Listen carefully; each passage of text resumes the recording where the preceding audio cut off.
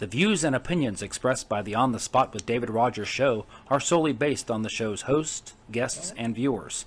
We are solely responsible for all show content in its entirety and does not necessarily reflect the opinions of any sponsors in any way.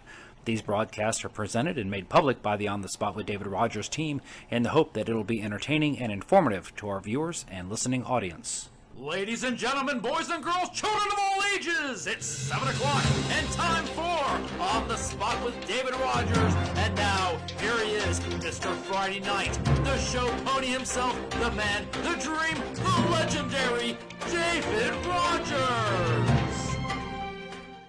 Good evening, folks, and welcome to On the Spot with David Rodgers. I am Mr. Friday Night and the show pony, David Rodgers, alongside the Byron Bagwell, who's returning to us after a little hiatus of work. And what hiatus is that? There is no hiatus. There is no hiatus. And alongside the Dancing Destroyer, Super Dave Holland, producing the show. Great to have you along tonight, ladies and gentlemen. Tonight's show is sponsored by Mitchell Gunner Racing and, Mitchell Gunner Racing, there it is, and the On the Spot Motorsports media page. Tune in on Thursdays to hear the latest from the guru of motorsports, Mitchell Gunner, and by On the Spot Lawn Care. It's about that time, Byron. Spring is coming. Now's the time to plan for who will take care of your lawn. Let the red, white, and blue take care of your lawn. Hey, call us at 904-966-1633. Let's get the show started as we always do with our prayer, our pledge, and our patriotic quote of the night. Everybody that's tuning in, ladies and gentlemen, glad to have you along. Let's bow our head in prayer. Our righteous Heavenly Father, let us once thank again for a wonderful and glorious day you've given us, dear Lord. Let us thank you for this time that you've given us, our brothers, the DOR brothers, the defenders of the Republic, as we gather here tonight to bring this live podcast to all of our viewers, old viewers and possibly new viewers, dear Lord. And as we bring information, whether it's local, whether it's state, whether it's regional, whether it's national or world news, dear Lord, that they take this information and take it and do with it as they see fit, dear Lord. Thank you for letting us live in the greatest country in the world today, dear Lord, the United States of America, the red, white, and blue. Yes, I know we have our own issues. We have our own problems. But we can fix those, dear Lord, with the guidance of your hand. Right back into our nation, into our schools, into our churches, into wherever, dear Lord, that you see fit, that you need to bring your healing hand and your guiding hand upon us, dear Lord. Thank you for the greatest armed forces in the world today, dear Lord. The United States Armed Forces, all of the armed forces, dear Lord. Those men and women that have served in the past, the men and women that are serving in the present, wherever they may be, whether they're abroad, whether they're here, whether they're patrolling our shorelines, or whether they're protecting us inside, or, like I said, outside, dear Lord, in other countries, that you keep a hedge of protection over them as they're out there fighting for our freedoms and our rights for this beautiful and great country. Thank you for our first responders, each and every one of those men and women, dear Lord, that take the time each and every day to go to work, to protect us from things that are evil, things that are terrorist type acts, things that just will make us go crazy, dear Lord, and that you put your healing hand, your guiding hand, and your hedge of protection over all those men and women that are out there each and every day, so we can all go home and sleep safely in our beds. And if there's things that arise, dear Lord, that we know that they will be there as we call them for their help. Thank you for our working people, dear Lord, our frontline people, our farmers of this great country, dear Lord, our railroad workers, our delivery drivers, truck drivers, anybody, dear Lord, that's out there making this country great. We need to keep that going, dear Lord, and with your guidance, we can make this country great again. Make America great again. Thank you for the food that we receive each and every day as it goes into the nourishment of our bodies and our bodies to thy service. Anybody with a spoken or unspoken prayer request tonight, dear Lord, and I've seen many of them throughout Facebook and throughout our social media and just talking to people, that you put your guiding and healing hand on each and every one of those requests, dear Lord, and that you make sure, because you are the healer, you're the ultimate comforter, and make sure you're bringing comfort not only to that person, but to their family as well. Again, thank you for letting us have this time. Thank you for the great day you've given us. Thank you for the great week that we're going to have upcoming, dear Lord, and the beautiful weekend that you're going to provide us so we can go do things that we need to do and that we enjoy to do, but that we do it within your name. We ask for all of these things in your Son's name, Jesus Christ. And the congregation says, Amen. Amen. Let us stand for our pledge. And I'm going to ask, since he's back, Mr. Byron Bagwell, if he would, to lead us in our great pledge. I pledge allegiance to the flag of the United States of America and to the republic for which it stands, one nation, under God, indivisible, with liberty and justice for all. Amen. Welcome in, ladies and gentlemen, to On the Spot with David Rodgers. I am your host, David Rodgers, right along with host Byron Bagwell, the Byron Bagwell as we call him. Tonight, not in the studio. Austin Stevens had a little something going on, so Austin couldn't be here tonight. We were going to have some special guests as well. They canceled on me at the last minute, but we're going to try to get them back So you next get my week. beautiful smiling face instead. Yes, we do. Okay. And along with the Dancing Destroyer, Super Dave Holland, welcome to another great edition of On the Spot with David Rodgers. Hey, now it's time for our patriotic quote of the day, quote of the night. And Byron, I guess we can just call it the quote of the week. Yeah, it's going to be the quote of the week. Let's do it, Byron. The truth has no defense against a fool determined to believe a lie. Hoo-wee. That would be... Let me ask you this. Sure. Is it a founding father? Negative. Okay. You want me to repeat it again? Yeah. Let's that. repeat that again. Okay. Okay? The truth has no defense against a fool determined to believe a lie. Well, I'm going to say, Dave, do you have a guess on that? Wow, I'm totally lost.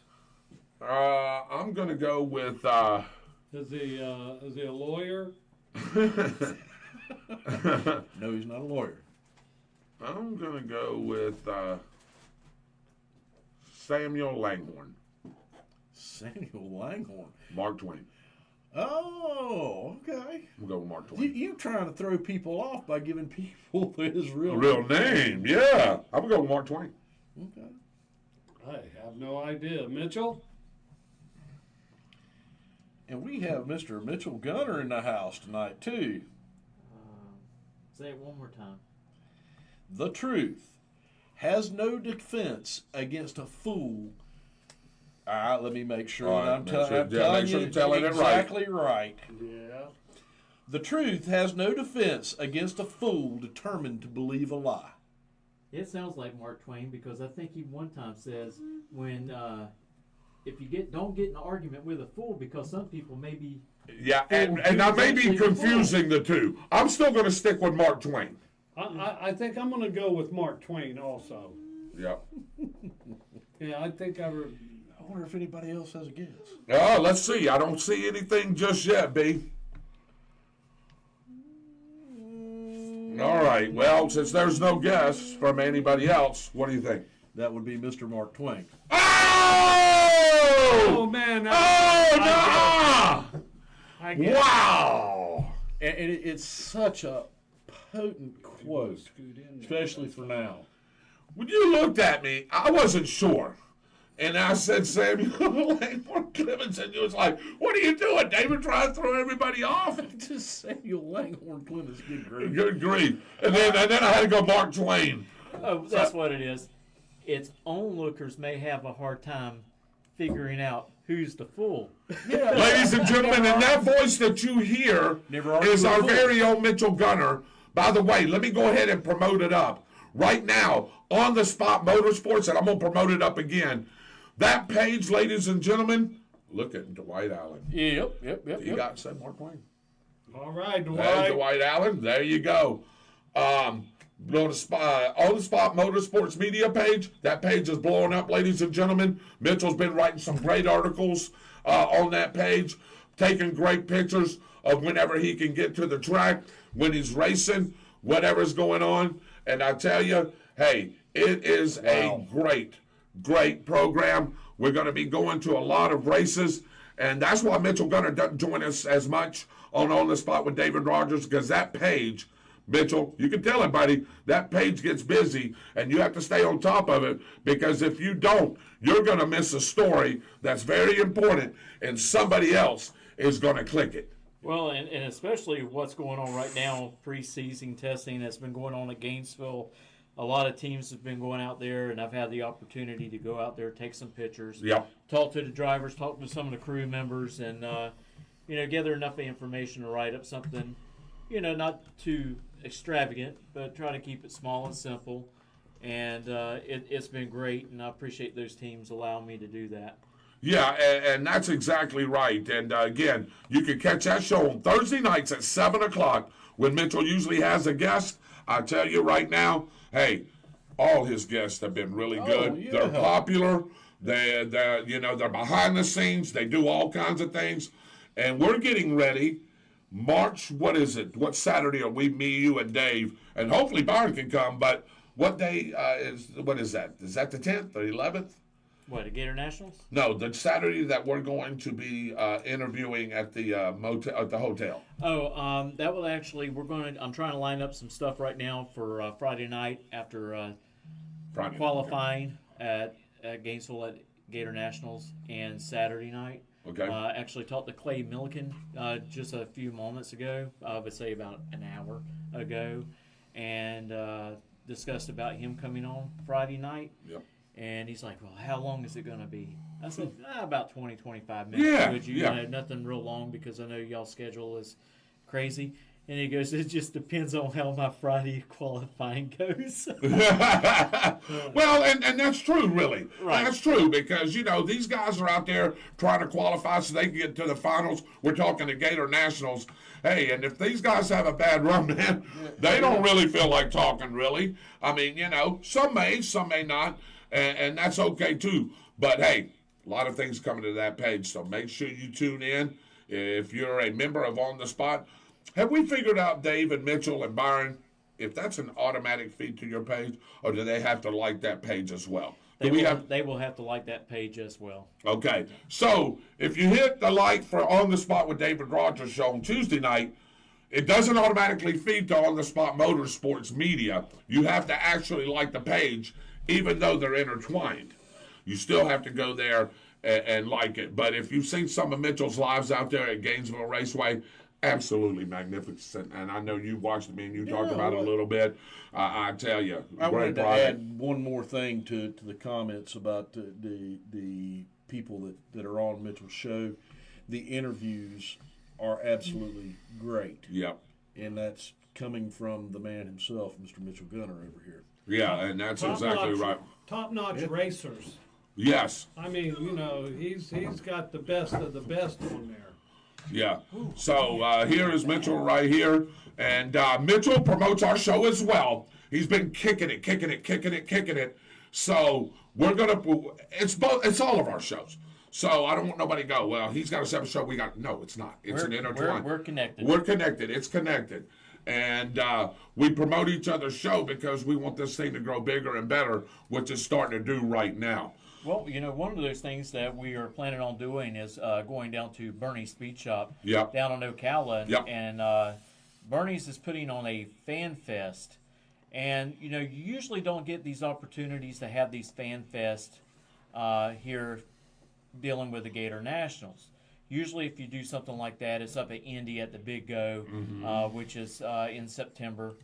And, he's trying to bring a little bit of that here in Florida, even though they're still like 45 miles away from Gainesville, but they're still trying to bring that content in at their shop, and they're going to have a car show, food trucks. They're going to give tickets away, and I bet you those tickets are for the Gator Nationals. I bet they are. I don't know how many sets that they're going to give away, but maybe we can win some, Mitchell.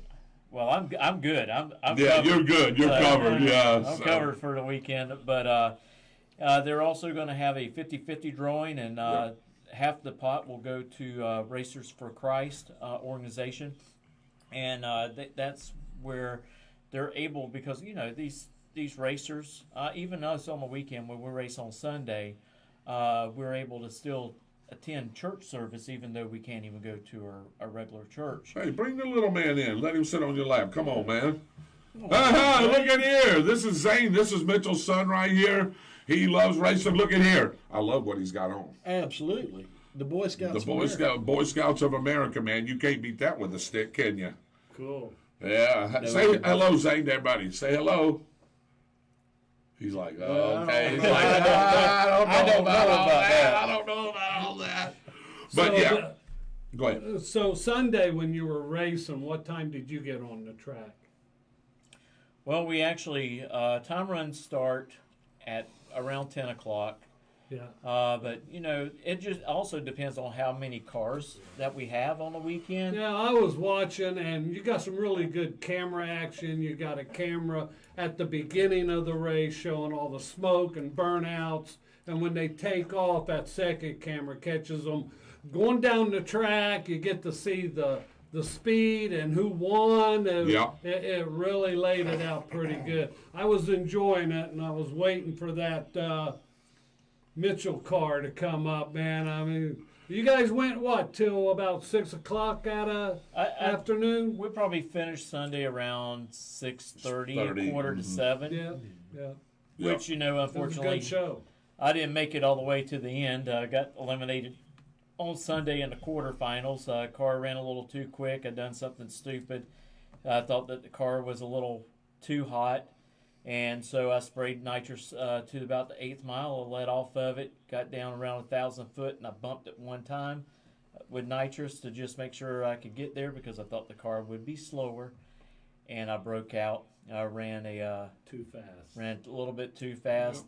I could tell as soon as I got the time slip when I looked at the mile per hour, and it was 109, and I said, yep. And I scrolled up and seen that I was actually 7 under where I needed to be on my dial in. But cool. It was a good day Sunday. Saturday I went out real early. I went out second round, but it happens. That's why we race. That's why you race. You can't win them. You can't win them all. No, and I tell you, we've got a lot of great racers out there at Gainesville. A lot of track champions.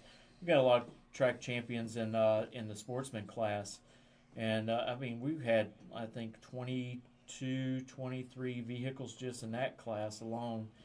Overall, on Saturday there was 196 vehicles I think that were racing, and on Sunday 180. So the car counts up. There for a while people thought drag racing was dying. The bracket racing was going by the wayside. Well, you can look at the numbers. They are actually picking up. Well, yeah, you can see it, and that's exactly right. And I tell you, Mitchell's doing his part. There's a couple of guys that we know of, Wes Buck and what's the other one? Joe Costello. Joe Costello. They are really big into this thing. The one guy, he prints out a magazine every week or every month. Is it monthly mag? Or is it weekly? I want to say Drag Illustrated is by the month. Okay, so it's a monthly magazine that he prints out. And Mitchell, we're starting to get there. We're starting to get up there, and people are noticing us.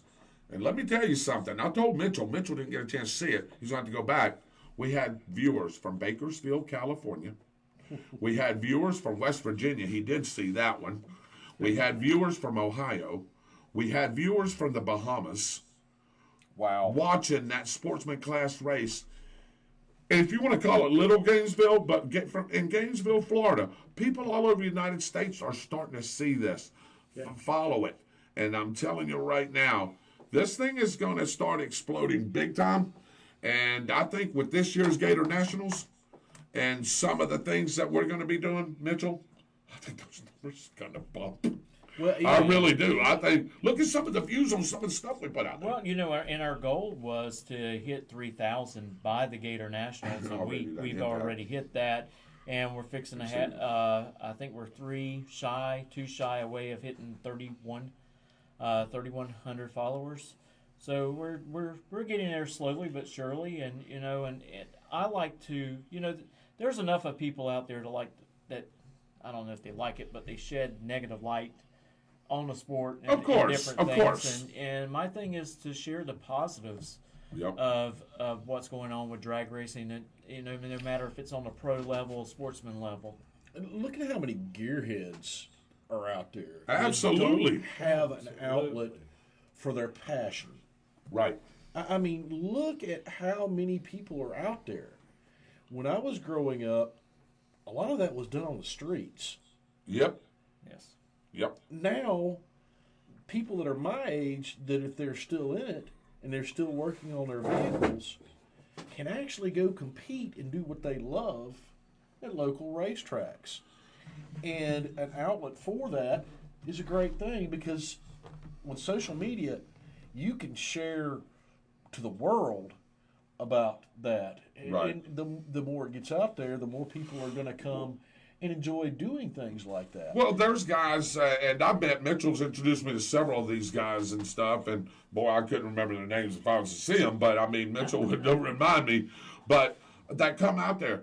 This is an expensive sport. Let's not shed light on it. Mitchell will tell you it's an expensive sport, but you can modify your money and you can make your money work where you can race. Sure. But hey, some of these guys, because they're putting all their money in their cars, sometimes can't bring their families. Sometimes they can't bring their wives. So guess what we're doing? We're bringing them an outlet. We're bringing them an outlet right here where they can watch their husbands, their fathers, their sons, or whatever race. How about that, right? And that's exactly what we're providing. Again, Thursday nights, 7 o'clock, Mitchell Gunner on the Spot Motorsports Media. When I have somebody, Yes. I'd rather do a show if I can have a guest on there, and I'm just honored. I was asked this past week to actually showcase my car. Absolutely. At the Gator National, so I'm really looking forward to that. And like Byron was talking about, people done it on the street.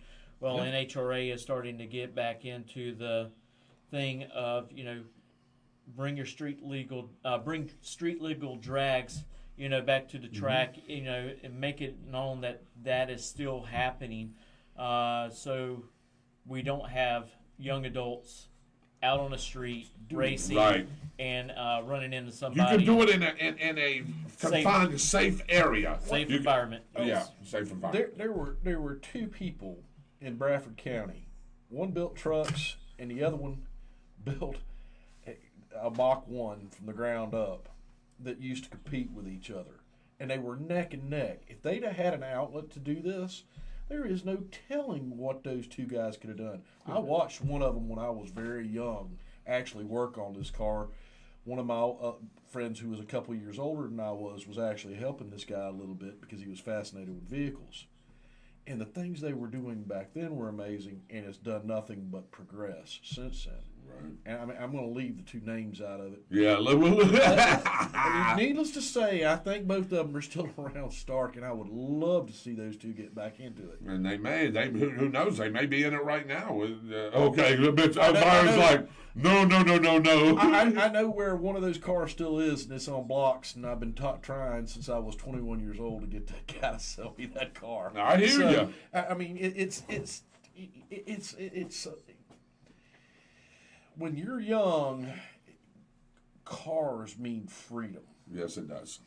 And when you start seeing someone that has the capability to make something that actually can race like that, it's an exhilarating feeling that you never forget it. In your older age, you have an opportunity to do it, but caution starts kicking in, and you don't do it because. I mean, you can't do that on the street. To me, American muscle means something. When somebody says American muscle, that's a meaning. That's like saying made in America. And that's exactly right. And Mitchell, like he's a Dodge man. Hey, that's I've been a Ford man too. He's been a Ford man now, yeah. We need to corrupt him back to the dark side. Yeah, he's a Mopar guy. A lot of Mopar people around here, but still, man, the American muscle definitely means something. And I always thought like that, man. And, you know, nothing against Nissans and Toyotas and all that, because I drive one too, but I love to see an American muscle car kick their ass. Okay. I'm just going to use that word. Sorry there. You look at what's your favorite muscle car? Oh, my God. There's no...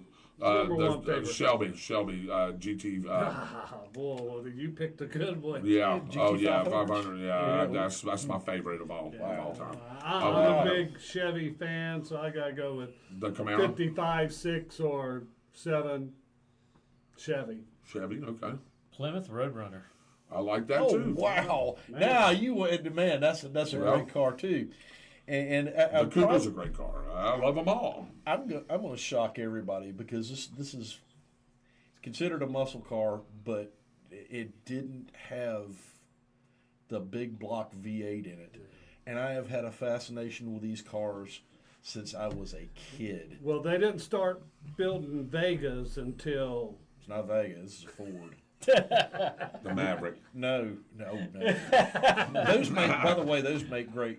Yes, great they do. I see a lot of them out there. You can stuff an engine inside of one of those, and the handling in them, if you play with them, great. And you make great. Cool Joe Hutto out of Jessup, Georgia, races one of those, and he was out there this weekend. Oh, those were great cars, but it's the original half-year Mustang with a 289 in it and a Ford.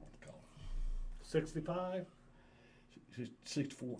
No, wait. It's the 64 and a half. It's 64 and a half, I believe. Yeah. It's a half year. They first started making them in half years, and I have a particular spot for those in my heart. I had an opportunity to buy one when I was 16 years old, and unfortunately, about 2 weeks before I was going to do that, the car collector that had it got in a car wreck in Middleburg, and the car was totaled.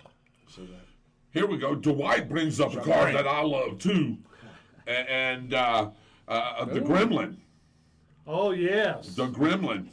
Yeah, Gremlin. Dwight, get out of here. Hey, you can put a big blower on those Gremlins, baby, and put that big motor in there. I've seen a couple of those, which has a nice short wheelbase, and you can make a pretty good race car. All right, now Mad Max's car.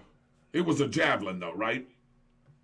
The very first one, when he got it, with the one with the big blower that had the big V8 in it. The black car. The black car. You're talking of one with the fake blower on it. Yeah, the one with the fake blower on it. Yeah. I think. And you remember when he go woo? Yeah. But wasn't that a Javelin? I think Javelin. I think it probably was a Javelin. Yeah, I think it was too. I'm pretty sure it's AMC. Yeah, and Christopher Davis says, "How about a '62 Super Sport Impala?"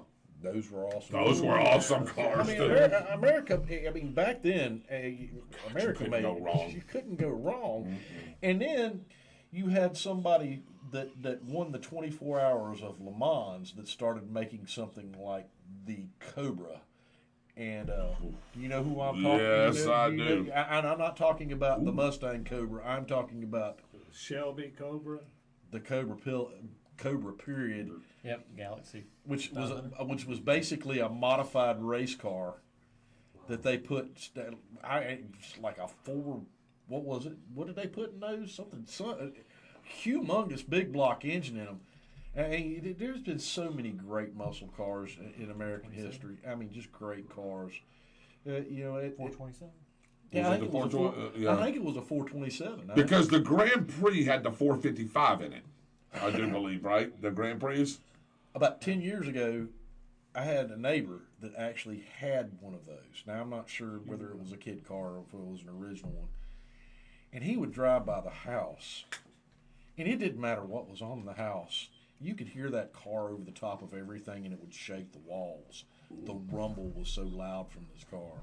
You could feel it inside of a house. Wow. Robert McGee said a Ford Galaxy 500. Absolutely love that car. Yeah. Great car.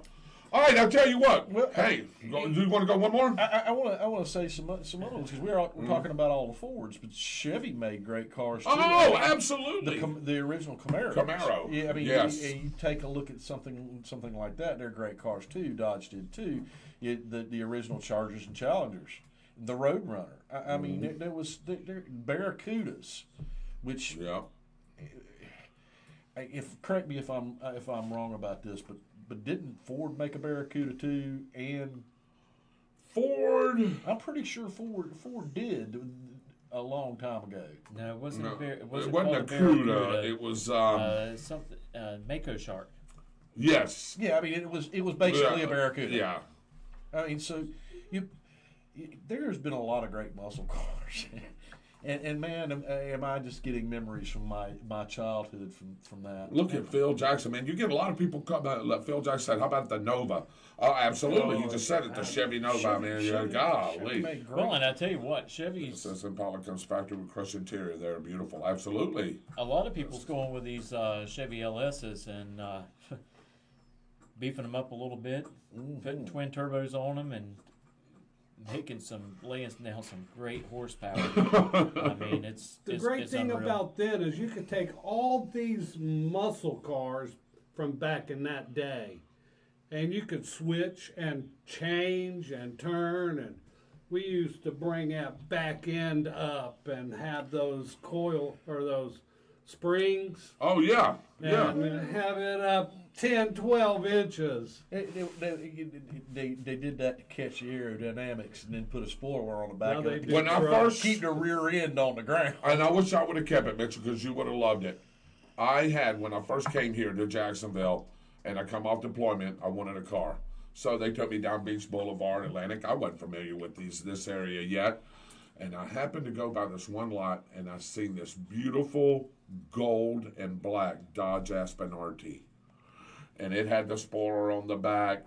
Hey, it had the little tires, the Keystone mags up front, and the wide slicks on the back. And guess what else it had? It had glass packs. Yeah. Remember the glass packs? Yeah, I have. This car was beautiful, man. Black interior. Yeah. It was automatic, but it had the 318 in it.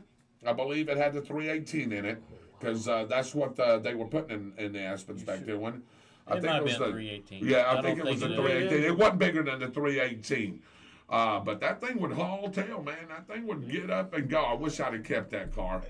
Then you get married and then things happen. They're doing ridiculous things with vehicles now, like taking a 4-cylinder engine and putting twin turbos on it and just getting ridiculous horsepower and speed out of them. Wanda Norman, my second favorite car of all time. I'm telling you, if I could, a GTO, you can buy me one, Mitchell. Yep. You like the goat? Always a nice car. Yep. Satellite Seaver. Yep. Nice car. Yep. I mean, we can keep on going all night long. We can keep going all night long. We can start talking about Mach 1s. Yeah. Just all well, my question is, what's your favorite? Your car or your girlfriend? What type of question is that? Well, I know back then. I know what I'll say right now. Yeah, right here on live. I would say you. Yeah, my wife. Yeah, my wife and your significant other, right, or whatever. Yeah, you got to say that. Or the car wouldn't be fun. Now she may disagree, but yeah, the wife is more important than the car. But one thing I can say, the car doesn't talk back. It doesn't. No, it doesn't. It'll roar back at you a little bit, but it is. All right, guys, we're going to move on because we're going to do a little different today, David. Since Mitchell's right here, we've got Mr. Zane in here. I don't know how long Mitchell can stay.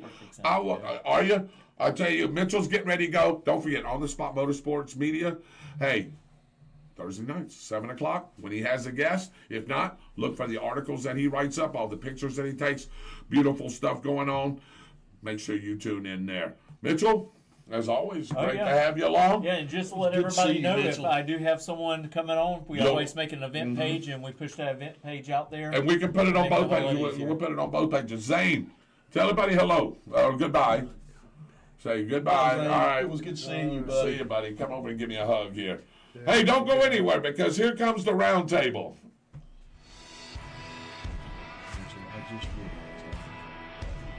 Hey, Tornado fans, this is Kurt Miracle of Miracle Automotive and Towing, proud sponsors of Tornado Football. I want to welcome you to beautiful Stark, Florida and David Hurst Stadium, and thank you for letting us be a part of this community. We're here for more than your automotive and towing needs. We're here to be part of Tornado Country. Go Big Red!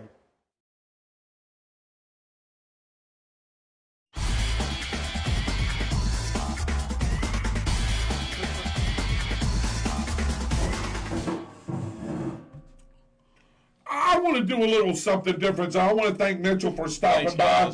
Thanks, guys. See you later, Mitchell. See you, Zane. And don't forget, you can catch him on Thursday night when he has a guest, and we will put that on our event page. But, hey, what a great time that was. We could talk cars all night. There's so many great ones, and I mean, you can continue on into the '80s and start talking about the Mustang GTs that come out. Absolutely, and the different cars Chevy was making. I mean, it just. When I was 16, what I wanted was a Mustang GT because it was the Mustang. It was the muscle car. Oh yeah, with the 302s in it. Yeah, and I wanted one when I got a little bit older. I would have taken one with a 289 in it. Yeah, well, oh my goodness. Hey, what about that motor? Everybody says that was a small motor, the small V8, and it was. But man, Byron, tell me, you cannot suit that thing up, and it could run just as good as a 351. I've seen blueprints. So the Windsor, the Cleveland. I've seen blueprints from 289s from people who've modified them. It had over 900 horsepower in them. Oh, yeah, absolutely. From a 289. And that's without turbos or anything else. That's just being modified. That's how strong that engine was. Wow. Yeah, that is crazy. You couldn't kill it. If you don't mind, Byron and Dave, I know everybody wants to play What's the Date, and we'll get to that. But I know a lot of people's got to work early in the morning. I want to shift the show a little bit. I want to go straight to Byron tonight, and let's talk about what's going on nationally real quick. So do you want to take another commercial break before we do that, Dave, and then bring him back in, or do we want to go right now? I'm okay with going right now. However the producer wants to do it. Let's go. All right. So, Byron, I'm glad you're back. Glad that people are on. I'm going to get to all the comments. Byron, we talked a little bit today about what we were going to talk about, and I think all the topics that you brought up are going to be great topics. And I'm going to give you the floor right now, and let's talk a little bit about this, and then we'll go back to some of the local stuff. How about that? That would be a great idea, David. And I just want to say this. Good evening, ladies and gentlemen.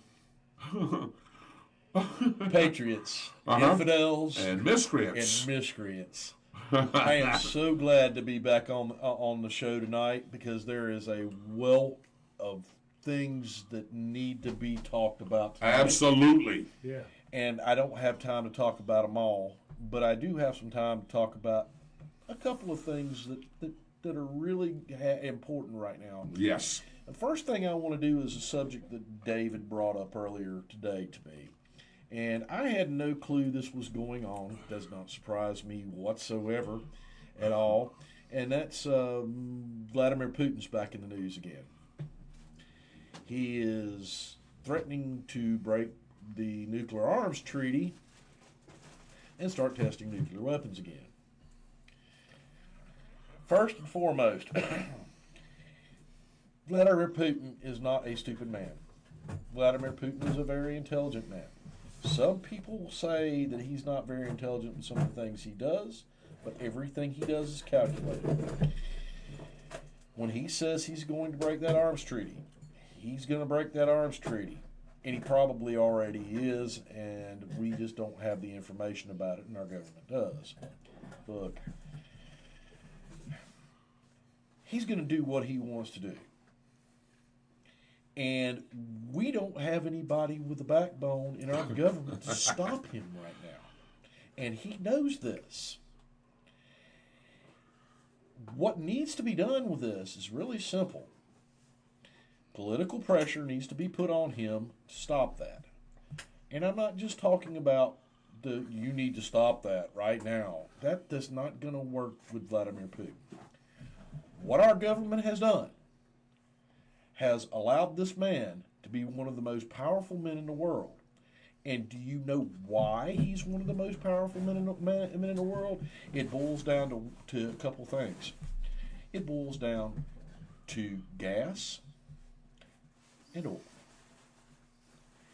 And he can shut off the majority of both of those that are going to Europe right now. So NATO's not going to do a darn thing to it. Nope. Our government has restricted what we are doing with gas and oil, and we are no longer one of the world's largest producers and exporters of it. We have cut off pipelines, and we have given a dictator the power to dictate what he is going to do. We hear screams about, but we're going to destroy the earth. We're not going to destroy the earth. What we're going to do is we're going to control the geopolitical nature of the earth because we control the product that actually fuels everything that everybody on this earth does. Mm-hmm. I've said this before, I am not against finding alternative sources to oil and gas. I don't have an issue with that, but it is not feasible right now. What we have to do is we have to actually start controlling that again. That way, when Vladimir Putin goes, I'm going to do whatever I want to do, we can go, no, you're not, because we're going to offer everybody that you have contracts with a supply of what you're offering them at a cheaper cost because we have more of it. Then what are you going to do? Your money dries up. Guess who was doing this strategy? You may not like Donald Trump.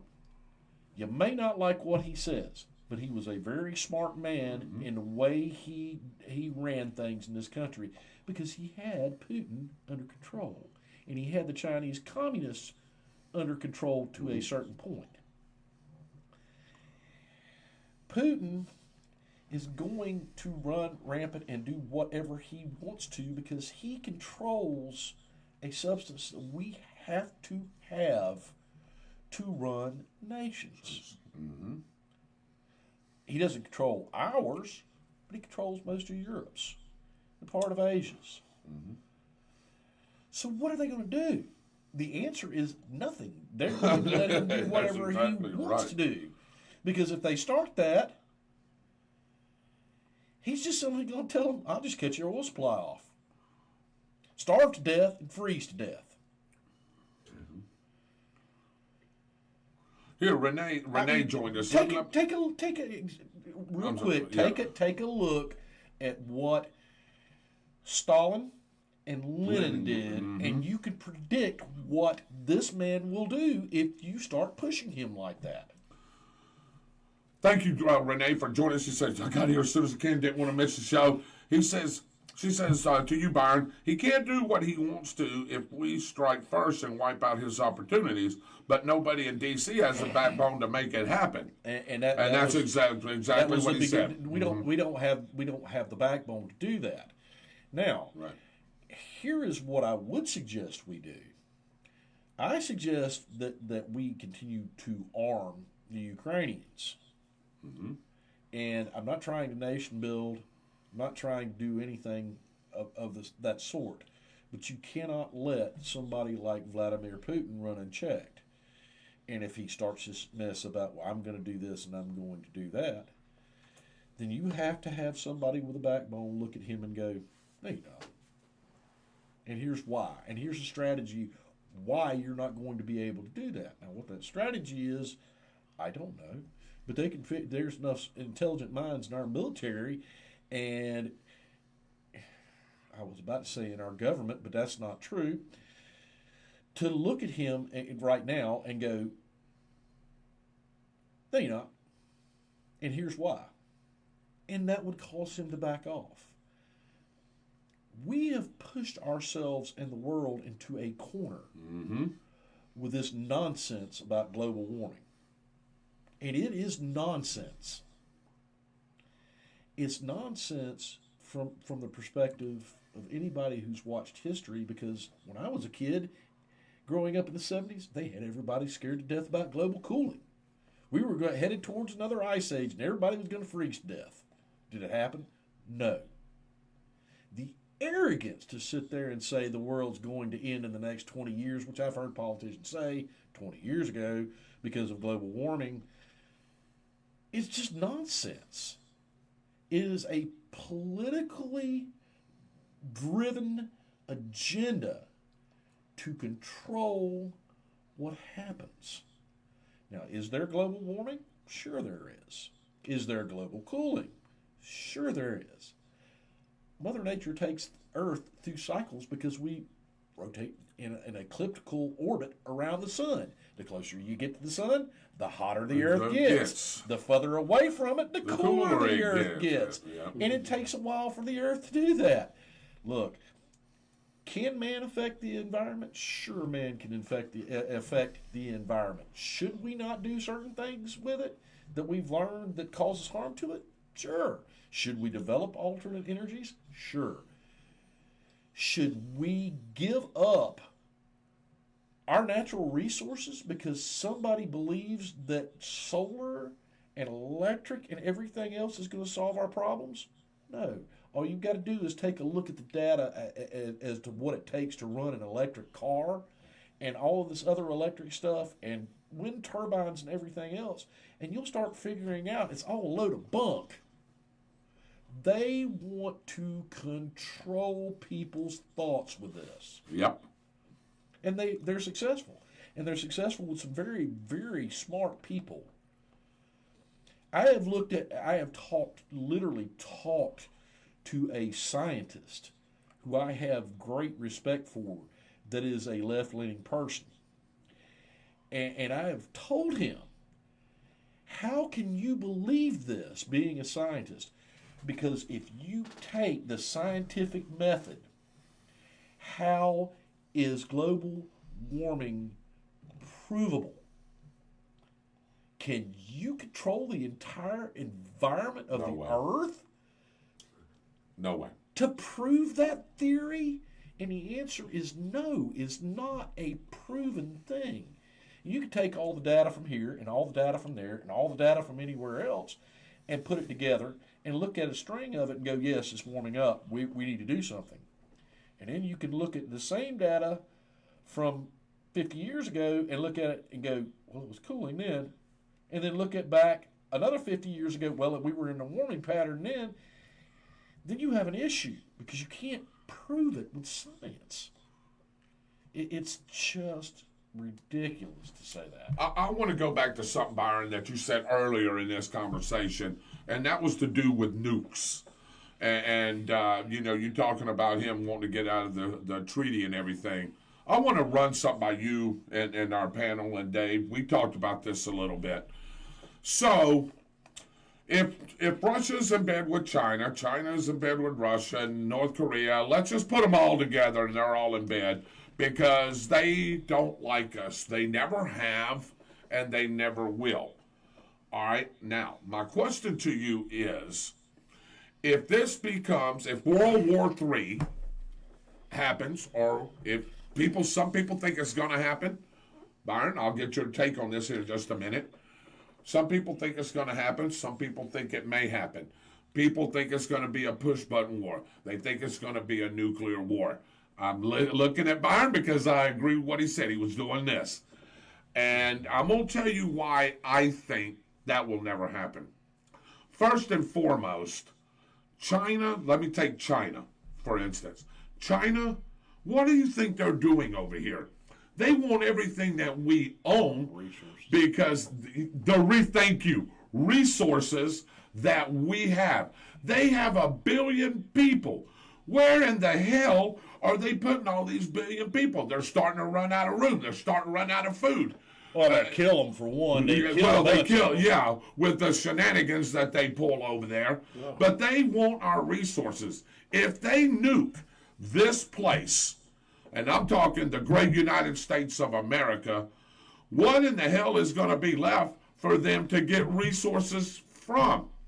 Byron, a nuke will just burn this place to pieces, and it's not doing them any good. It would take multiple nukes, and the strategy for any country to actually use that would not be to send multiple nukes to all over the place. It would be to send it in multiple nukes in one location. Yes. Where basically the wind currents go all over the United States, and that does the effect, and it would kill everything. Yes.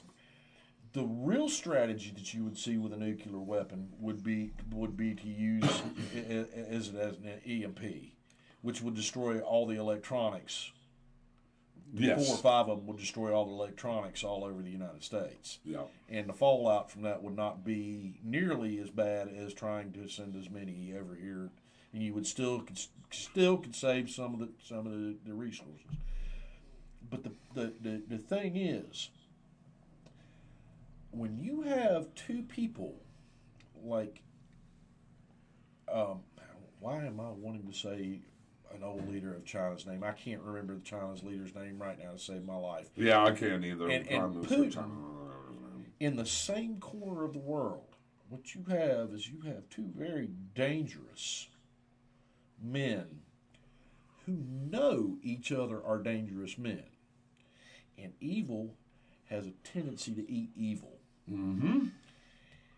You get them to band together, and they know this. You get them to band together. Sooner or later, one of them's going to want power over the other.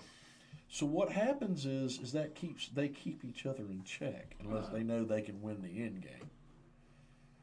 So this is a very complicated subject, Dave. It is. Because you're not going to get a push button war and everybody just blows up in a ball of flame like what we feared when we were kids. Right. When there was a Cold War between the United States and the Soviet Union. Mm-hmm. You could have a ground war, and the Chinese wouldn't care one bit about that because they have 1 billion people to throw away, and their government could give 3 craps less about their people. Could you have nukes involved with that? Sure, you could. Mm-hmm. Could Putin use a tactical nuclear weapon in Ukraine? Thank you. In the Ukraine, sure he could. And by tactical nuclear weapon, what I mean is there are weapons out there that are nuclear devices that don't just blow up everything. Right. 4 or 5 city blocks gone in an instant, and you don't have as much fallout. That's what North Korea is testing right now. Oh, yeah. Yeah, that's what the exact bomb or missile that you're talking about, that's exactly what North Korea is testing right now. We've had the capability to do that for years. Mm-hmm. I mean, years and years and years and years. We don't ever use it because guess what? We don't need to. Mm-mm. The threat of that is enough. And people, we shouldn't have them. Yes, we should. Mm-hmm. Yes, we should. It's a deterrent. Yes. Yeah. It's a deterrent because those dictators know if they press a button, we press a button, and there's nothing left for them to have power over. And that's what these people want. They want power not only over their own countries, but they want power over the world.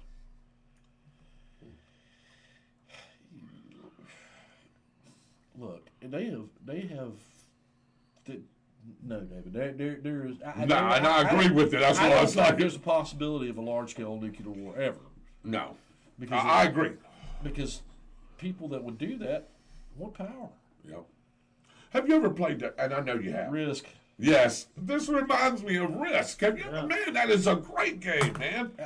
And this is what this reminds me of: is the game of Risk. Well, David, you know there are a lot smarter people than me that know how to play this game with these people a lot better. Mm-hmm. But our government is making very bad strategical mistakes when we stop producing oil and natural gas, and they cut it down to where we're no longer the world's largest exporter of all of it, and producer of it. Because guess what? You're giving power to people like Putin. That's what you're doing. Mm-hmm. It's a strategic mistake. And you can talk about your feelings, and we shouldn't do this, and we shouldn't do that, and we shouldn't do the other. Great. Part of me agrees with you. The other part of me that understands that this world is an evil place, and we have to actually do what we have to do to keep the evil from coming here, goes, you're crazy. You can't do that. Right. And the term liberal, those liberals used to understand that. And that's one of the reasons why I believe that the term liberal, people that are on the left now is a complete mislabel. Because if you look at national security from liberal presidents, take a look at just take a look at what FDR did. Yeah. Just take a look at what FDR did. Now, there are some things that FDR did that I thought was ridiculous. But there's also some things that FDR did really well.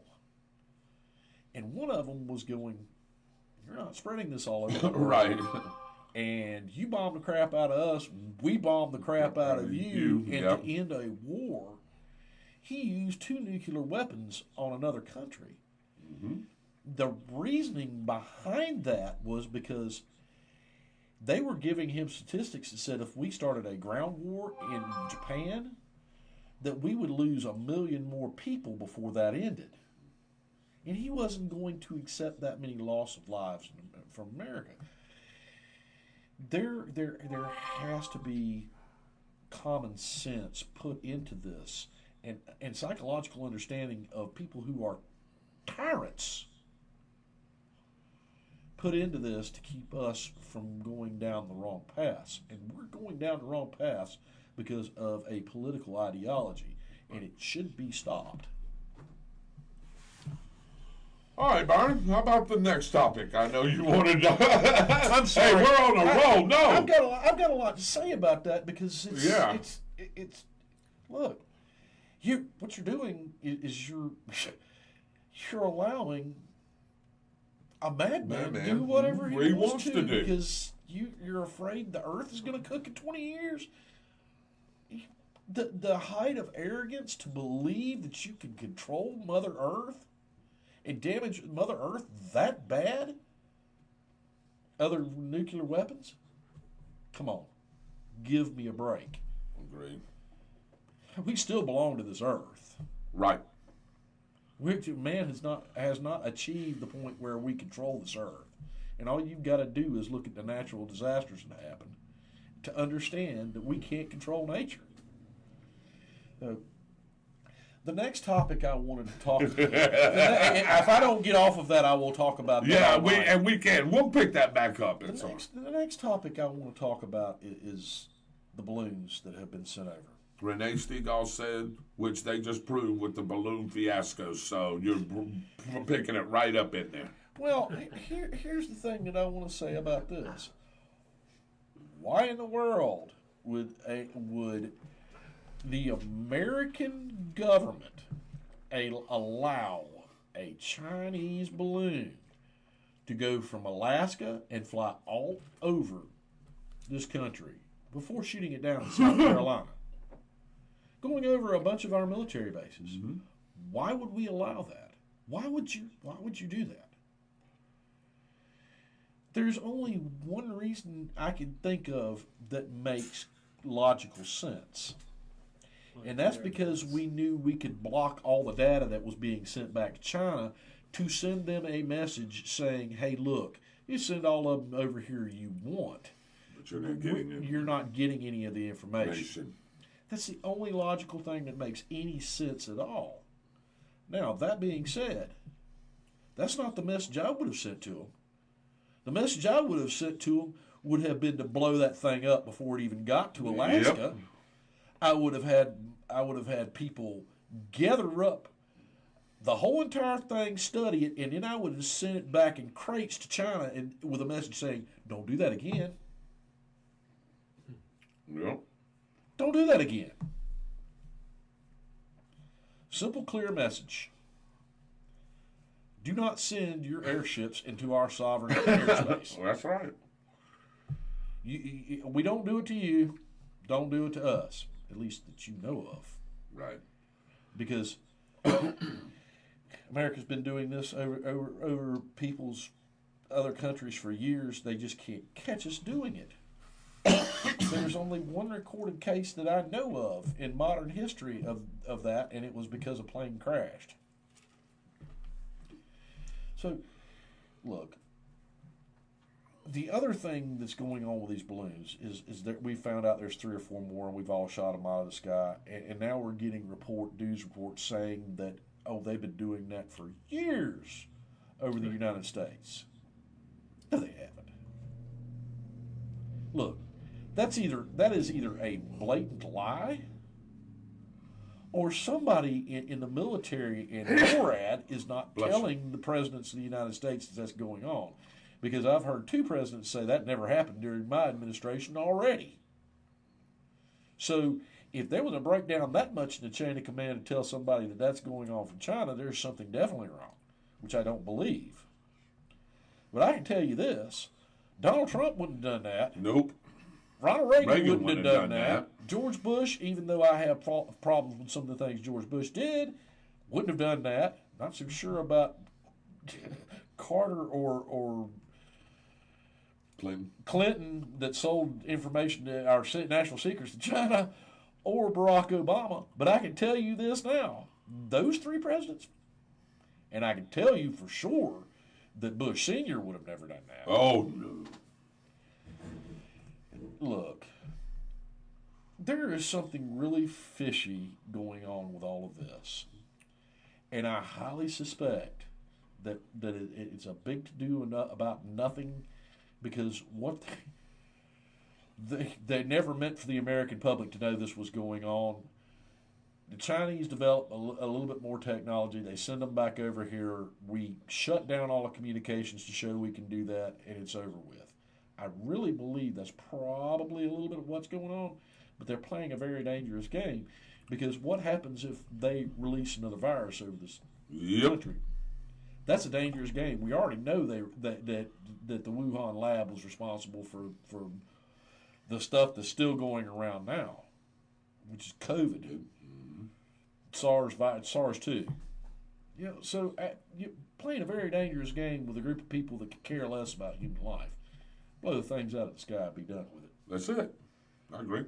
I wanted to get that out because I've heard a lot of people saying they've sent they've got all of our information and all. No, they don't. That's if the American government allowed them to do that would be just it would be an impeachable offense. It would be an impeachable offense for sure. It would for Joe Biden, and probably the rest. The vice president and everybody else could be proven to be involved with that too, and they could be gone too, because the Congress can keep on going straight down the line.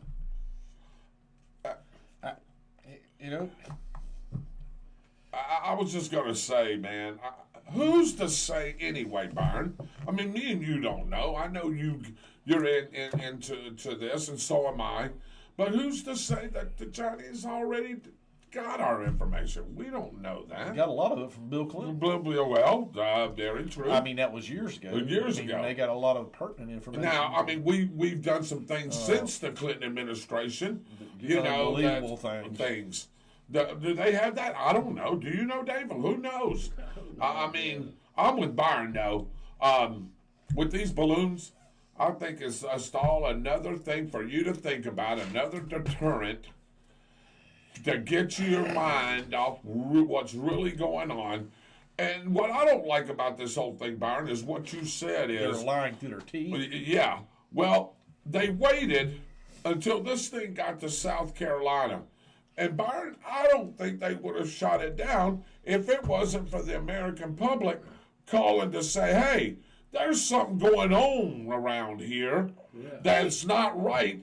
And they finally shot it down. Why do you wait for it to go across to South Carolina? Think about this. If that balloon actually had a biological weapon on it, and they shot it down over the coast of Myrtle Beach, can you imagine what would have happened to South Carolina? Oh, yeah. It's just irresponsible.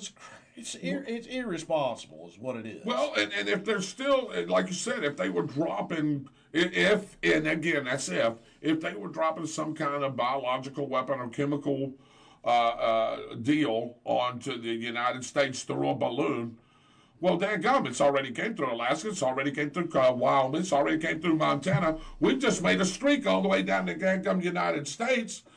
And that stuff just doesn't it spreads. And then, like you said, if you shoot it down over Myrtle Beach, yeah. Well, if you shoot it down anywhere over land, it's going to spread if it's biological. Yeah. The best time is to get it before it gets here out in the Atlantic or the Pacific. Or somewhere in the dadgum Bering Strait, somewhere over there. The Bering Strait. The Bering Straits would make China feel its own pain. Pain, yes. Yeah. So, look, there's been some knuckleheaded things that this president has done. This one, just about, well, he really does. He could be impeached by it. Because he's compromised our national security by allowing that balloon to fly all over like that, even if they can block it. He's still compromising our national security. So what are we going to do? We go sit back and let him do it again? I mean, of course, now that everybody knows about it, they started shooting him down. But still, he's still compromised our national security over this. That is unexcusable. And it doesn't matter from what president. If Donald Trump did that, I would be saying the same things about Donald Trump or any other president, because you don't let a foreign nation do that, whether they can get their signals out or not. Renee, can't shoot it down over land, not knowing its contents and not wanting those contents to fall into irresponsible hands. That's why he should have shot that thing down over the Bering Strait, like you said, and then, like Byron said, let China feel some of its own medicine. Well, I mean, you send Russia too. And Putin and why I can't think of his name either. I can't think of the Chinese leader's name now. Yeah. Let Putin and him have a conversation for a change. Yeah. Let them. Kim Jong. That's North Korea. No, it's North Korea. Xi Jinping. Is that okay? Yes. Okay, so. Oops. Look, stop it. Just stop the whole entire thing from coming in. It's a balloon, for God's sakes. NORAD knew when that was launched in China, and knew when it would come over the Straits, and knew when it come over Alaska. What are you doing? What are you doing? Stop! If you're telling me NORAD doesn't know about a balloon, are you kidding me? No. That is nonsense.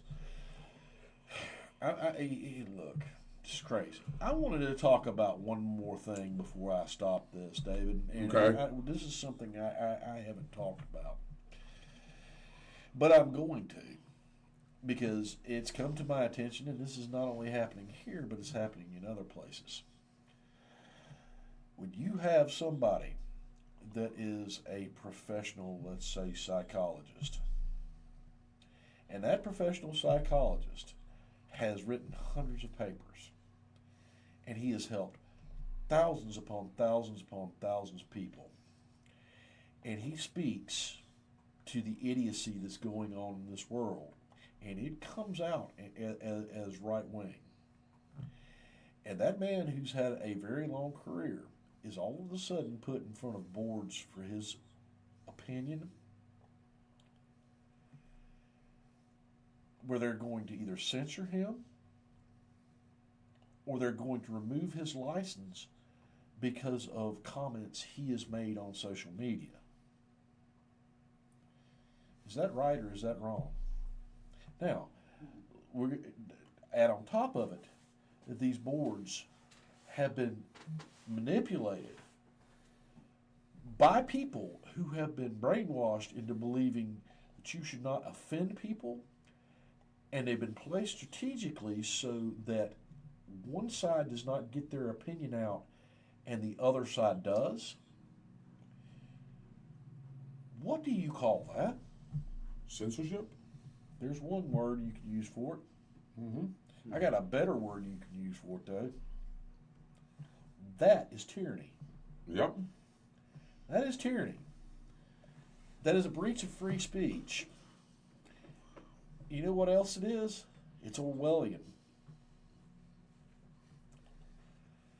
We have this going on in our world. We have this going on in this country, and we have this going on in a country that's just to the north of us in Canada. Right now, a absolutely blindingly brilliant psychologist, clinical psychologist, by the name of Peterson, is getting his life turned upside down. Luckily enough, he has enough money to fight these people. But what's going on is they're trying to make him actually have training. He has to go through a series of training to know what to say on social media. Are you kidding me? Are you just kidding me? We're going to tell people what to think and what to say in this world now? Been going on for years, but not like this. He could lose his license. Mm-hmm. Wow. My comment is, come to Florida. You can have another license, and I will be more than glad to have you here because you are blindingly brilliant, and you by no means are a right-winger, because I've heard you say things that somebody from a center point of view and a left point of view would say. Well, not left, liberal point of view would say. But you're being censored because of your opinions and something that you said to back a Canadian opposition group to Trudeau? Come on. You think they're doing it to that guy? They're doing it to us too. They're doing it to all sort of people. Hey, I remember there's 2 or 3 episodes. I'd have to confirm that with Austin. If y'all remember it, my mind, I'm getting old. My mind's going blank. But there was 2 or 3 episodes where we had a great show. And Facebook, social media, somebody canned them. Took them off. And it had to do with COVID. It and did. I'm going to leave that there. And it had to do it was with during the COVID, my yes. personal opinions on that. Yeah, mine too. So David, okay. No. I wanted to do that because you haven't been here in a while, brother. I look at this world and I think it's gone berserk. Oh, so do I. There is no such thing as common sense. I mean, Dr. Peterson, this guy, David, he has years and years of experience, something like 160 plus clinical studies that he's put out that are accepted in medical journals for his expertise. He has helped, I don't know how many people who have mental problems. I don't know how many people who's reached out to him. Now, he causes a stir with what he says, but it's all clinically backed. And he doesn't speak unless he has specific knowledge of it. He studied the subject and says it and go, where do you get your facts from? Because that's not what this says. Here's the facts. Yet he's being censored and could lose his license. Yeah, that's crazy. Let's see. All right, just to read, and we'll comment on this later, because I do want to get to that. We still got several people on. I know it's getting into 8:20 hour. I do want to do what's the date, so we can see who can win a chance for the $25 gift certificate. But I want to let Byron go first tonight because he hasn't been here. Me and him's been talking about several things we've been wanting to talk about on the show, and I can tell you right now, this was some great information. I hope you take this and put it in your mind. Think about it, soak it in, and do what you need to do with that information, as we always say. All right, so I cannot confirm 3319. He says, I cannot confirm or deny, but I've been hearing discussions that it had an EMP on it. Anyone smart knows what it was. It also had a cellular modem with the following SIM cards, one for Verizon, one for AT&T, and one for T-Mobile. I also had a Starlink satellite dish, possibly sending data back. Byron got into that a little bit. It possibly was sending data back to China. That is also not confirmed. And then he said about our episode, that was episode 183. And if y'all know, we're at episode 290-something, 300-something. So you're talking 100 and something episodes plus ago. And they took that away because of the word that Byron just said. And we got censored for that because that was our opinion. What happened to our freedom of speech, like Byron said? What happened to our own opinion? Right. This is, again, as Byron has said, police, David. Yes. This is another way to control what we say and what we do on these social media outlets. I'm gonna be honest with you, brother. I don't know if I've told you. I think I have. I really hate all these social media outlets. If it wasn't for this show and the love that I have for you brothers and wanting to do this show, you know what? I would try to talk Chuck Kramer into doing a radio show so they wouldn't have to see my pretty face. But again, the radio does the same thing. You say something bad on the radio, and here comes the FCC. Yep. Hey. That's why me and Byron, when we do the tornado football games, which we love to do, that is our passion. We love to do that. I have to watch what I say. If me or Byron throw the F-bomb, or if we throw the GD word, we're not coming back next week. I can assure you of that. Well, David, I know we make mistakes. Everybody makes mistakes. And you can get away with certain mistakes or certain mistakes you can't. Yeah. And look, it's a football game. We get charged up. We get excited. Of course we do, man. Everybody makes mistakes, and you can say anything you want to. But look, that comes with being an adult. You control yourself to the point where you don't say something like that. But what these people are doing, I'm telling you, is dangerous. Mm-hmm. It is very dangerous.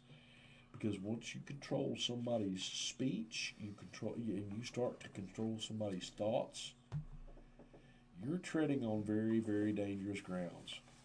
All you got to do is look at what's happening in places like the USSR, China,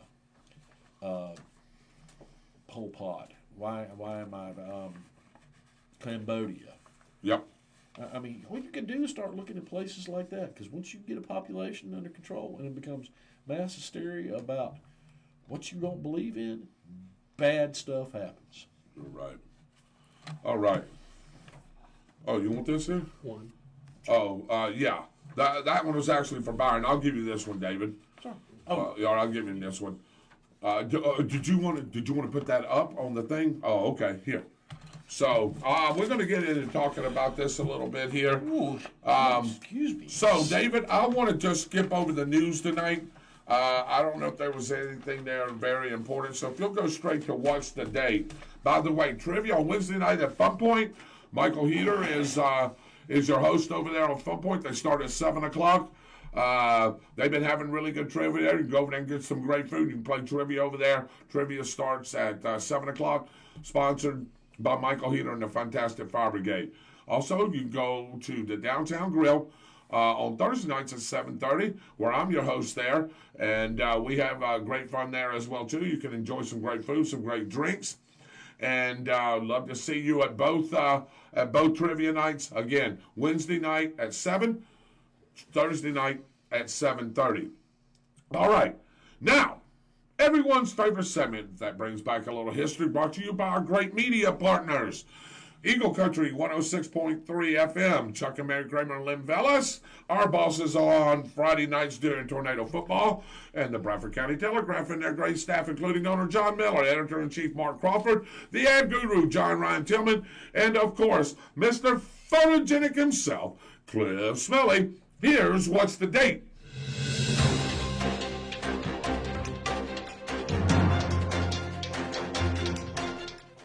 These are the headlines from the Bradford Telegraph during the third week of February in what year? Here we go, David, popping them up right here. New era for animal control begins. Man behind bars for assaulting child. Uh-oh. No raises, but other concessions for school employees. So, was that the third week of February of 2012, 2015, or 2018? Go back to them again.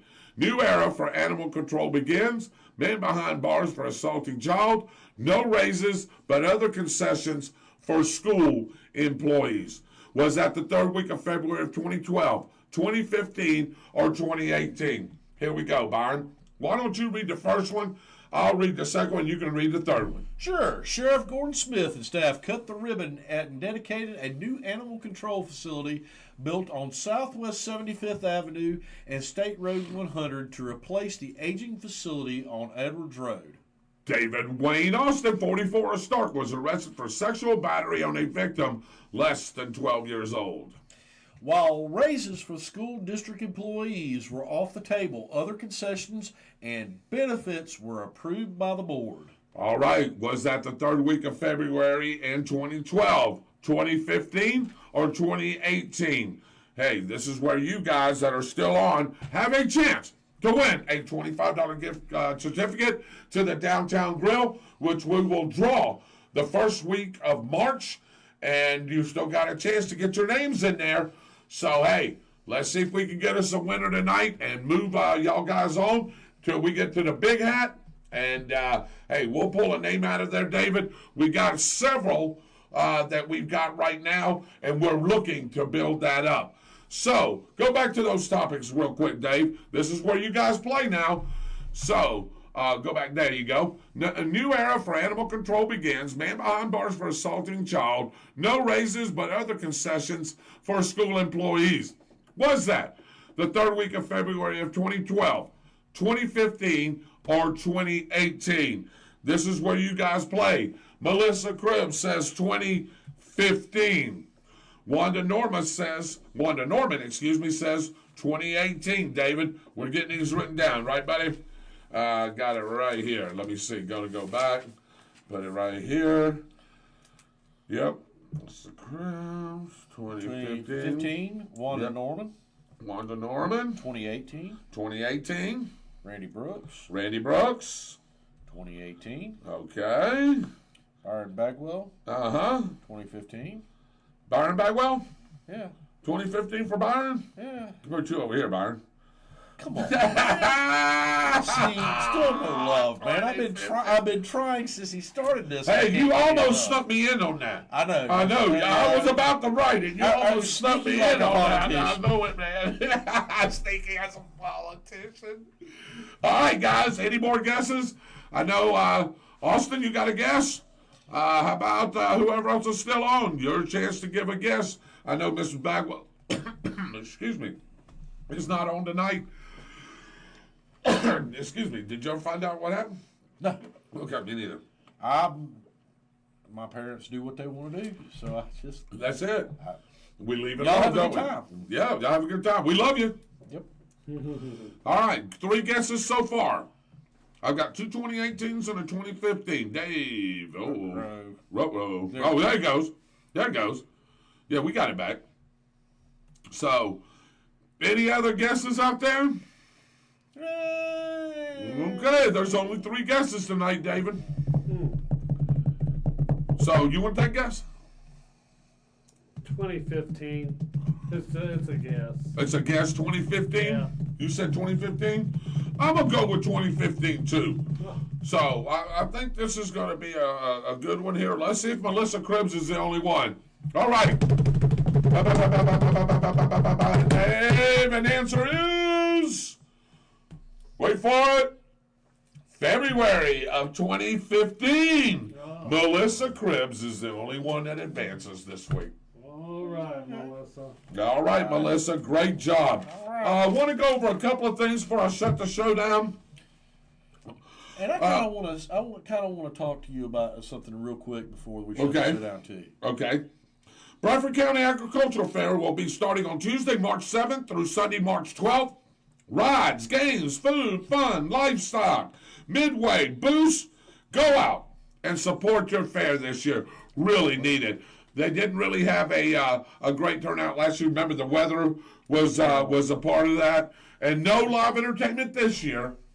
But I talked to Dale Woodruff, and he said that possibly next year we're going to have some live entertainment. And I threw 2 guys in the hat already for that.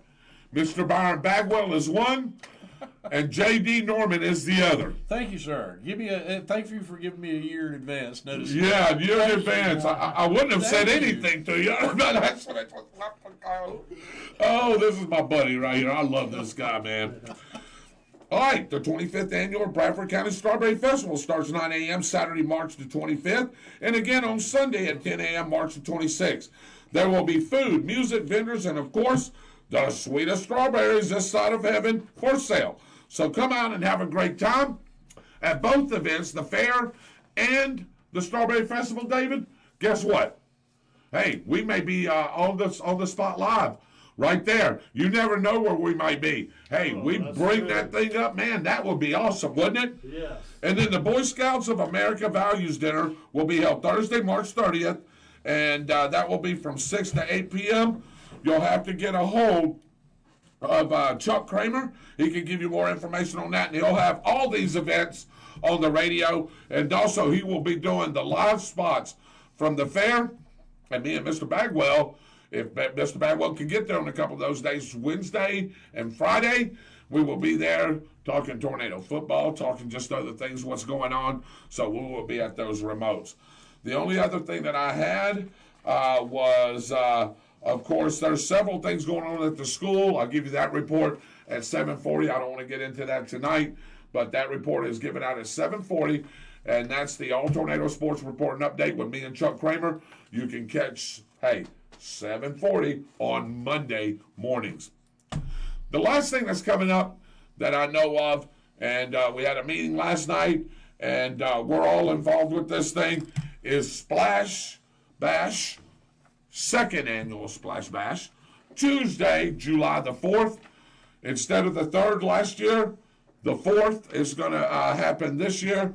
That's what the city of Stark wanted.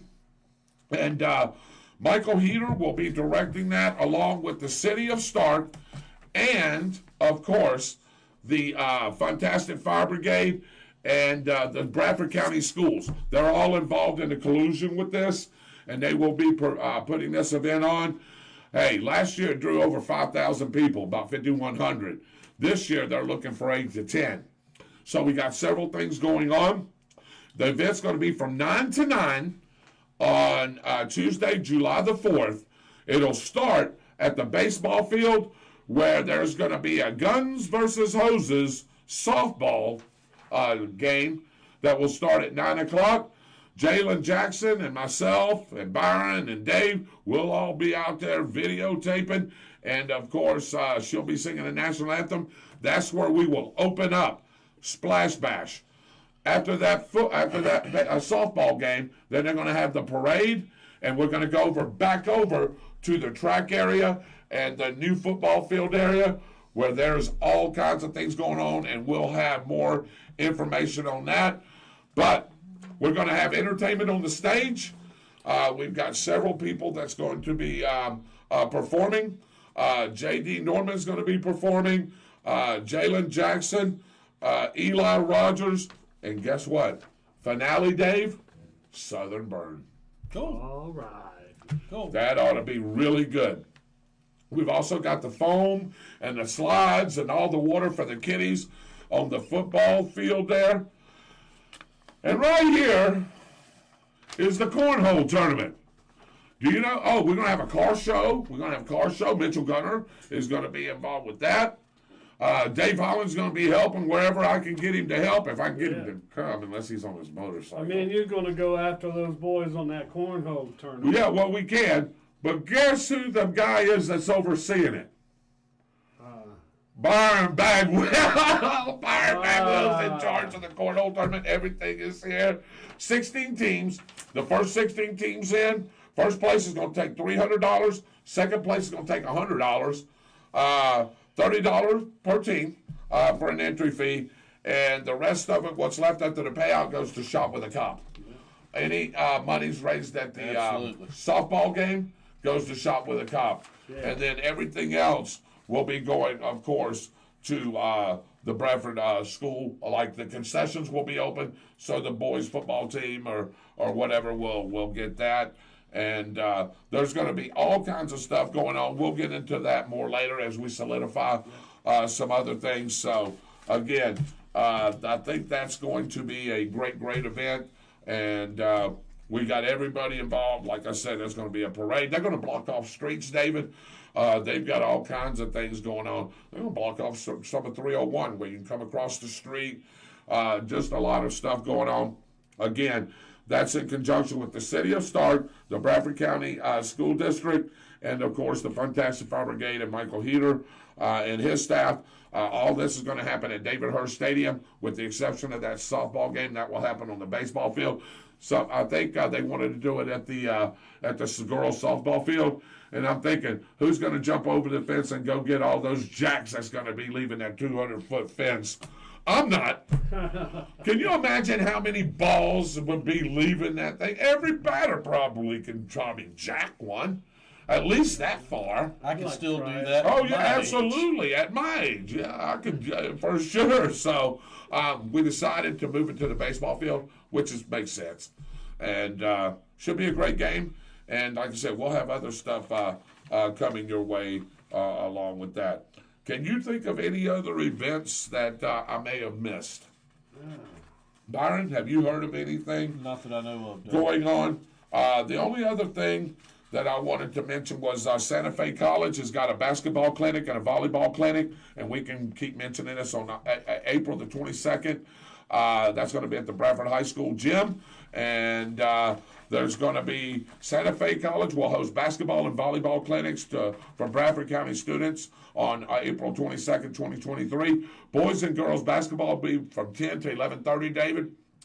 The Santa Fe men's basketball coach, Chris Mowry, and women's basketball head coach, Shonda Stebbins, and players from both teams will provide instruction for the first 60 boys and girls from the 5th to the 12th grade that register. Girls volleyball noon to 1:30. After that, Saints volleyball head coach Bailey Coleman and players will provide instruction for the first 30 girls in 5th to 12th grade that register. Pizza will be served after each session. Wow, can't beat that with a stick, can you? And then they've got this new thing, Byron. It's called Get Red. Ready, empowered, and determined. That's going to be Saturday coming up, March the 4th. Santa Fe College. It's a college and career red. Ready, empowered, and determined. Middle and high school students, as well as their parents, are invited to engage with Travis Inspiration and a panel of Bradford High School graduates who will discuss challenges they have overcome, share strategies they have used to reach their goals, and provide sound advice for achieving success. That's Saturday, March 4th, 10 a.m. to noon, Andrews Center Cultural Building, 201 East Call Street, Stark, Florida. Educational motivation, positive role models, social connections, fun door prizes, eats.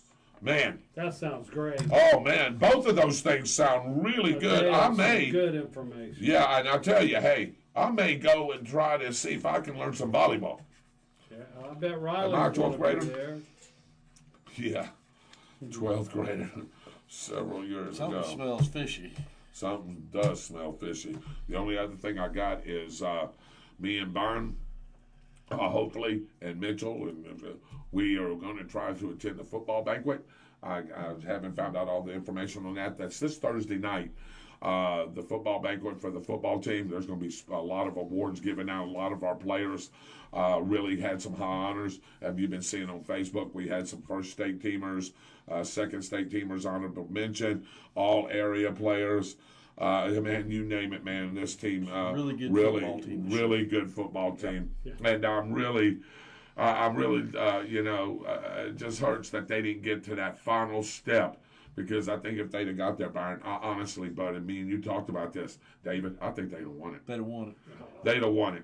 They would have won it. They would have won it because the team that beat us beat them.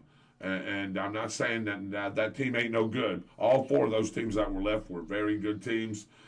We just had Byron. We had a couple of calls that we should have went our way that wasn't called. And at times we just didn't get pressure on that quarterback, brother. We should have put a little more pressure on when you get down to hindsight's 2020. Yes, sir. When you get down in a game to a close score like that, all it takes is 1. Yep, and the one play that I'm talking about, and I agree with Byron, and I didn't really want to talk about it too much, but there was a push-off on our defensive back that separated that receiver and him by 8 yards, and Boda just put it won him the game. Yeah, won him the game. Let's call it like it is. Yeah, it did. It won him the game. And if it didn't win him the game, that score is 24-21. This wasn't a push-off. It was a mugging. Yeah, it was. Yeah. So, look, congratulations to Coco, but I still think our team is better. And if we can, I'm going to go and visit. We're going to go and visit hopefully have dinner there with them. I know they're having dinner and all kinds of stuff there. Where's that at? I'm not exactly sure. I think it's at Charlie John's, but I'll double find out on that, unless Melissa knows if she's still on time. So, if she's still on here. But, Melissa, where is that banquet going to be held at? Just so I can let Dave and some of our people know. I think you still get tickets. You can go online and get tickets. Oh, which reminds me. So, let's say me and you and Byron wanted to go watch a baseball game. Well, guess what? You can't purchase a ticket there. You have to purchase it in advance. You got to go to GoFan.co,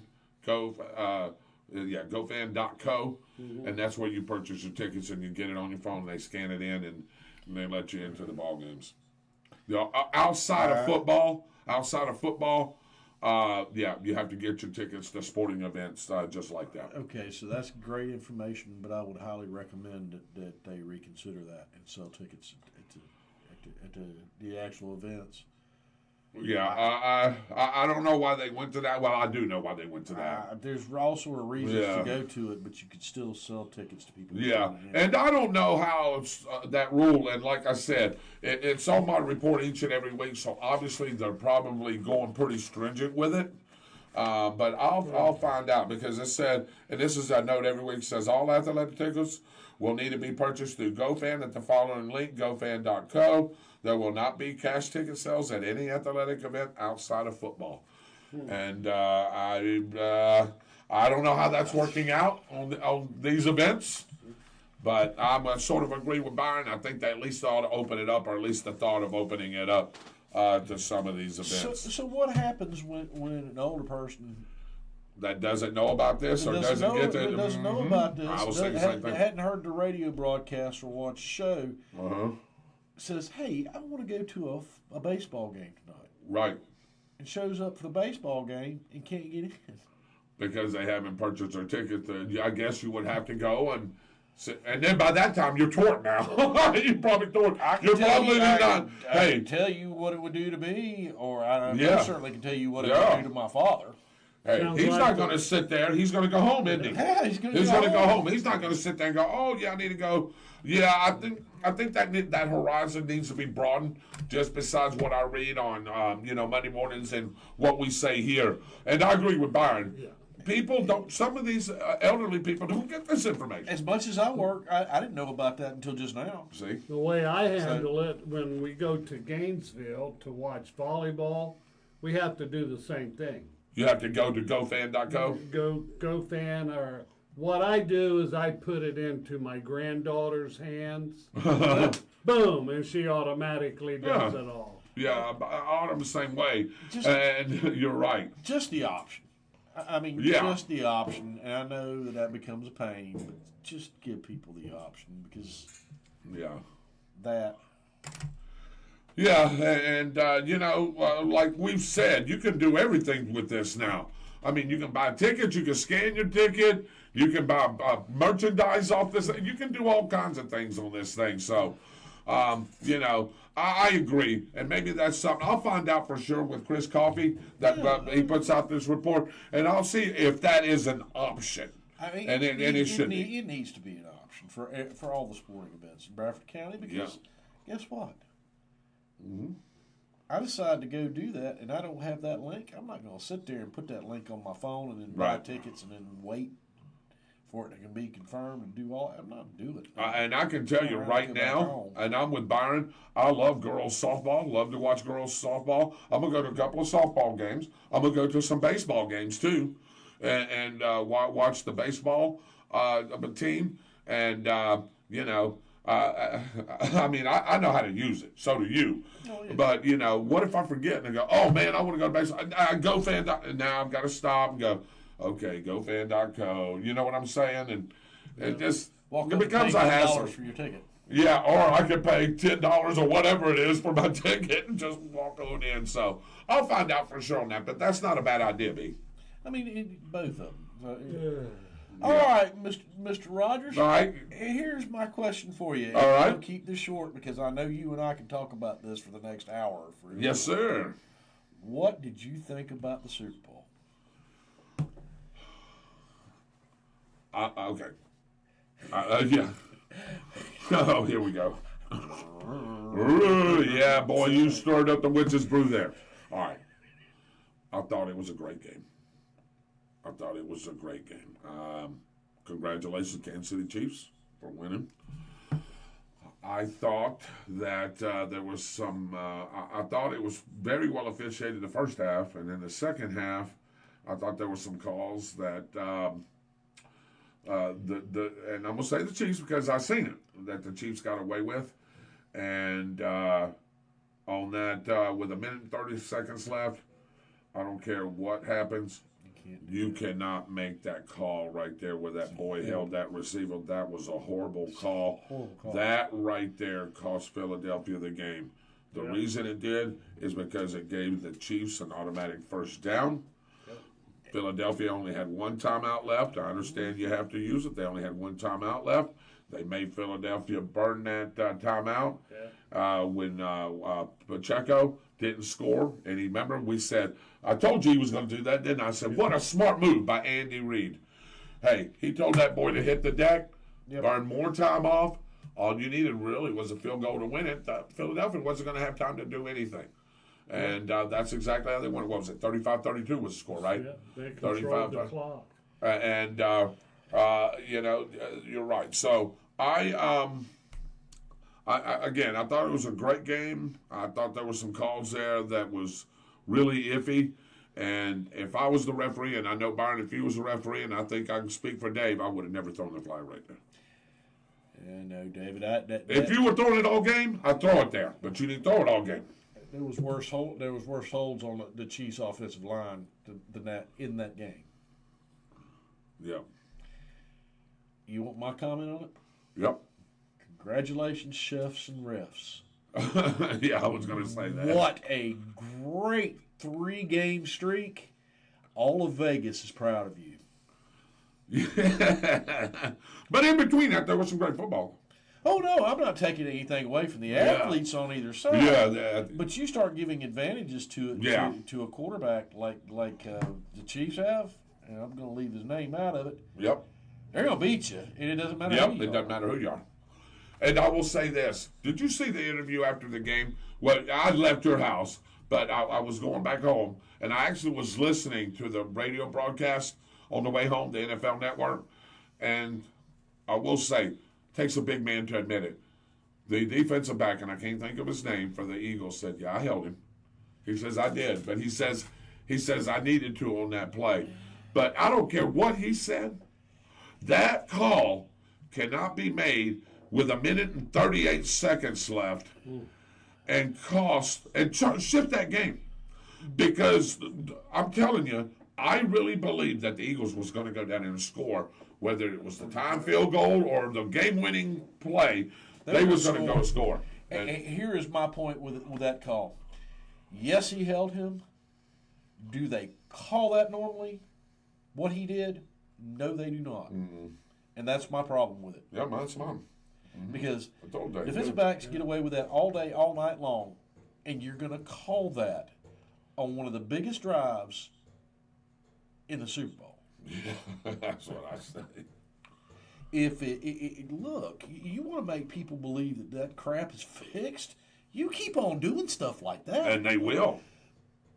The announcers on the TV broadcast went, you can't call that. Right. Yes, they did. He actually said that's a horrible call. You can't call that. Yep. Now, I will say this. I wonder how long he'll keep his job, but he was right. He's right. I turned it off, by the way, when that happened. I knew what was going to happen. Now, I will say that personally, I wish they would consider the MVP for the whole game. And I understand you want to give it to somebody on the winning team. There's only been one other time in NFL history that they gave the MVP to the losing team, to a player on the losing team. But I'm going to be honest with you, and Byron's shaking his head. Jalen Hurts deserved the MVP of that game. He's the best player on that field that day. That day, he was. He was. He outperformed Mahomes. He outperformed. Look, the guy accounted for all their touchdowns in some sort of form or fashion. Okay, so he had to fumble. So what? He had a great game. To me, I think he deserved to be the MVP. I don't care if you're the losing team or not. I don't know how you feel about that, Byron. I don't know. I'm apathetic to that because I can care less about the Chiefs or the Eagles. I didn't have a dog in the fight. As a Jacksonville Jaguar fan, yes, thank you. And after what the Chiefs and the rest did to Jacksonville this year, I really despise them and the referees. And I can tell you, being a Cowboys fan growing up, my opinion of the Eagles, their fans, their organization, is not something I'm saying on this show because it would get banned. Sorry, Eagles. No, I'm just saying in general. Do you think he deserved the MVP, or do you still think it should go to somebody on the winning team? I didn't have a dog in this fight. None of us did. Just from a purely logical standpoint, yes. Jalen Hurts deserved the MVP. I do too. He played a whale of a game. He made one real mistake the whole entire game. That was it. One. And he just played out of his mind. Well, it was more than I expected. Yep. Yeah, me too. I mean, he's a good quarterback. Yeah. Let's get Wanda Norman says, as you're pulling up the weather, Dave, Wanda Norman says, or at least go somewhere in town to purchase the tickets. Yeah. Bingo. I agree with that. Now, you used to be able to go up to the front desk and the athletic, and you could purchase your tickets there too. Now, I don't know if they stopped that. I'll have to check with Shelley or some people on that. But no, Wanda Norman, I fully agree with you. And yes, Renee. Yes, you can't do that on every single call. You cannot stop play on every single call. But the real thing that we're talking about is if you're not calling that type of holding, and it's going on the whole entire game, you can't call it then either. Right, you can't. I agree with you about it lasting 5 hours. They're trying to shorten the game. Yeah. Next week, I'm going to throw y'all something that I heard about college football. 4 new rules that's been injected in college football. I will leave that till next week. Me, you, and Byron will talk about that, and you're going to love a couple of them. I want to tell you something else. If I was Doug Peterson right now, the play that won the game, the touchdown run, that won the game for the Chiefs, after that penalty, I would have sent a picture of the offensive line and what they were doing to the Jacksonville Jaguars defensive line with just question marks right across it. If that was holding, what are those 3 players doing? Yep. Yeah, Mahomes, theatrics were a bit over the top. I could care less. Again, I didn't have a dog in the hunt. So, all right, we going to the weather, Dave? Yeah. Let's go to the weather. Da-da-da-da.